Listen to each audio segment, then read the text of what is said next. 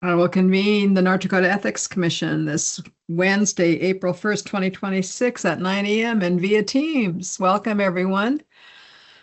We have an agenda before us with 2 items on the agenda.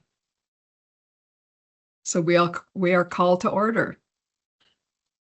And the first item is the discussion of the Attorney General Letter Opinion 25-L-03.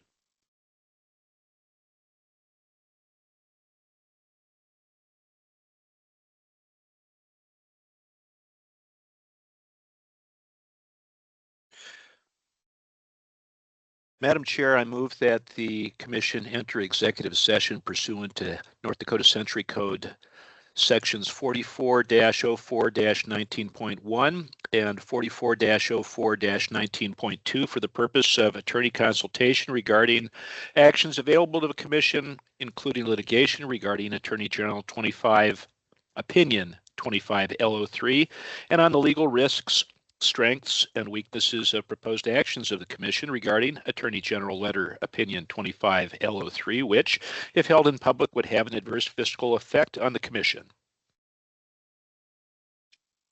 Second.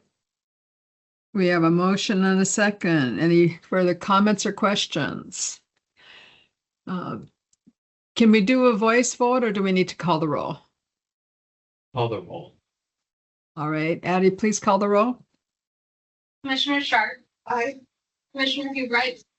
Aye. Commissioner Western. Aye. Vice Chair Goodman. Aye. And Chair Lindquist. Aye. The motion has been passed or approved. The commission has approved a motion to enter into executive session for the purpose of attorney consultation regarding Attorney General Letter Opinion 2025-L-03. The legal authority for closing this portion of the meeting is North Dakota Century Code sections 44-04-19.1 and 44-04-19.2.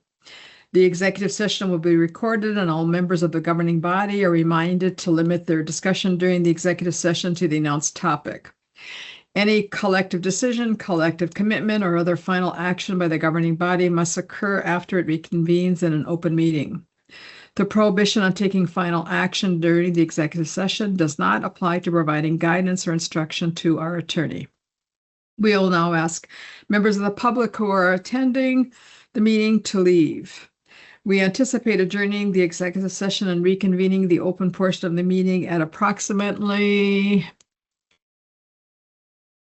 9:30. Sure. Sure. Okay. Yeah. The minutes will show that the executive session began at approximately 9:05 a.m. and was attended by all 5 ethics commissioners, our staff, Rebecca, Logan, and Addie. And we will now go into exec session. The minutes will show that the executive session was adjourned at approximately 10:02 a.m. The public has been invited to return to the meeting. We are now back in open session for the North Dakota Ethics Commission special meeting. I will entertain any motions. Madam Chair, this is Jared. I move that the North Dakota Ethics Commission issue a letter consistent with the discussion held in executive session.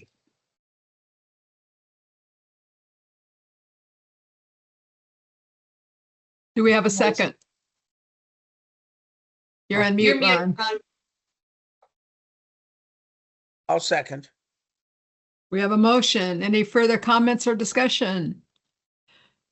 Hearing none, Addie, please call the roll. Commissioner Sharp. Aye. Commissioner Hubright. Aye. Commissioner Western. Aye. Vice Chair Goodman. Aye. And Chair Lindquist. Aye.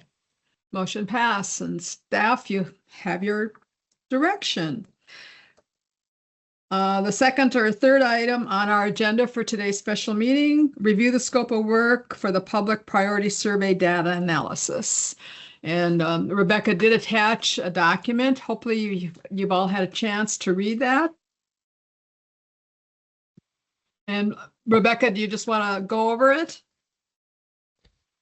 Yep. Give me just 1 second, Cindy. Oh, Addie's bringing it up on the screen for everybody. This is the scope of work that we received with a cost from NDIT to do the analysis, the data analysis from the public priorities survey. If you go to the very bottom page, the cost is $4,500.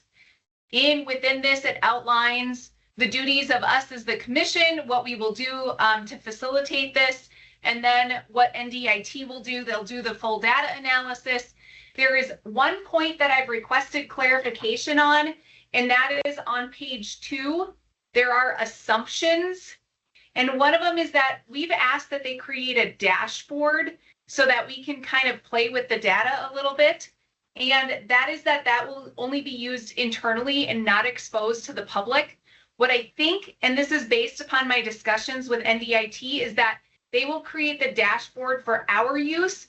We will then have to create the materials that we provide to the public so that the dashboard will only be internally and will provide that.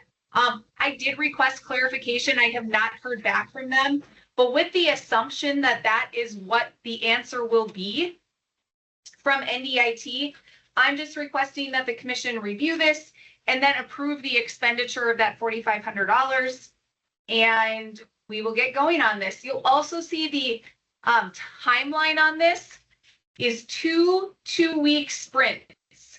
So in other words, 4 weeks. But not consecutively. Not necessarily consecutively.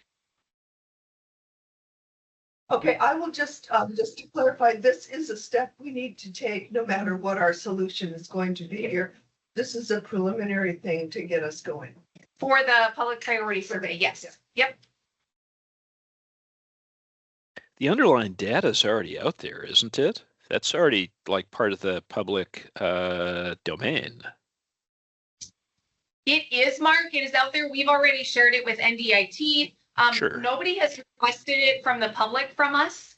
So I guess it's available. I don't know if it's necessarily out there, but we've provided it to NDIT. And the dashboard that they'll create is similar to like the North Dakota checkbook or what's another one that where you can kind of move stuff around and pick categories, and it allows us to analyze the data. Then we would use Victoria or work with Victoria to create something that is digestible for the public to consume about that data. Rebecca, 2 quick questions. I assume the $4,500 doesn't throw up any major red flags for staff in terms of impact on the budget? It does not. Okay, thank you. And then number 3, part E, where it says that we'll provide an existing Power BI workspace. Is that part of our existing website? That is correct. Okay, thank you. Any sense on the 2-week sprints? But I'm assuming we approve this, that you can direct them to start immediately? So I was informed by their project. I'm gonna get his title wrong, like their project manager or kind of scheduler, that they are not backed up in this group. And so they likely would start this when their next 2-week sprint starts. Now that could be Monday or it could be 2 weeks from then. So it just depends on what their schedule looks like, Cindy. Okay. But they do not have a significant or a backlog at all, is what I was told. Okay. Any further questions or comments?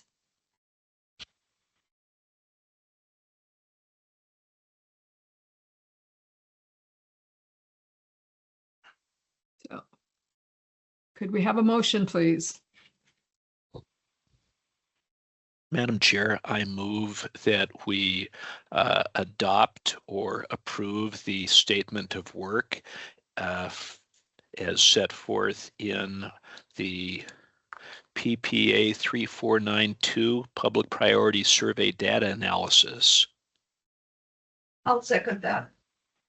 Okay. And just, I guess, to clarify, do we need to include the expenditure, Rebecca? in the motion?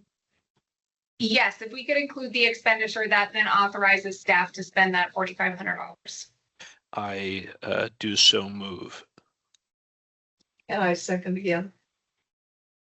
All right, thank you. Any further questions or comments? Addie, please read the roll. Commissioner Sharp, Aye. Commissioner Hubright, Aye. Commissioner Western, Aye. Vice Chair Goodman, Aye. and Chair Lindquist. Aye.